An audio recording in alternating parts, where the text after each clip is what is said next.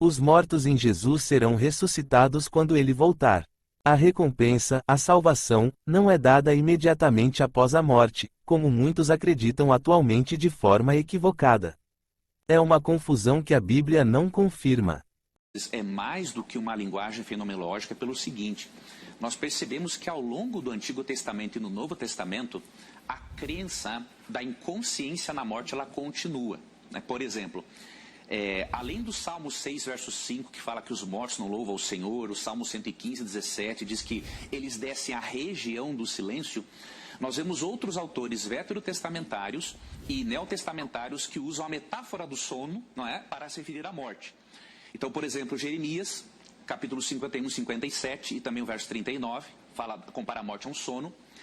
Daniel, capítulo 12, versos 2 e 2, compara a morte a um sono, inclusive no versículo 12 é dito que Daniel se levantaria no fim dos dias para receber a sua recompensa.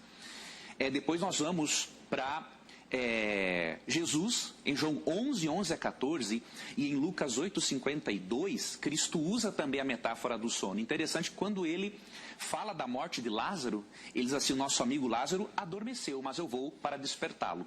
Não usando o argumento do silêncio, que eu não creio que seja válido, mas quando Lázaro é ressuscitado e outras pessoas que Cristo ressuscita voltam à vida, nós não conseguimos ver nenhum insight, nenhum mínimo detalhe sobre a existência de um lugar intermediário. Seria mais do que normal que Lázaro pelo menos desse alguma informação de como era esse lugar intermediário.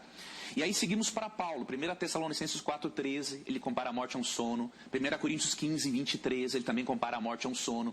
Então, eu sou da opinião, lógico, não é usar o argumento da autoridade, porque tem eruditos sérios que creem diferentemente do que eu vou apresentar agora. Eu sou da opinião do Oscar Cullmann, por exemplo, quando ele fala assim: o corpo, ele não é a prisão da alma, ele é o templo do Espírito Santo. O corpo, ele vai ser libertado do pecado e da maldade, vai ser glorificado. Então, eu não consigo assim harmonizar esta crença dualística ou tricotomista, né, com a crença bíblica. Vejo que é mais do que uma linguagem fenomenológica, porque você vê ao longo das escrituras isso. Um outro detalhe que eu me recordei é Mateus 16, 27, né? Ali dito o seguinte, que Cristo virá dar a cada um segundo as suas obras. O que isso indica? Associando esse texto com Mateus 25, 41 a 46, o ímpio, ele receberá o castigo no lago de fogo depois da segunda vinda.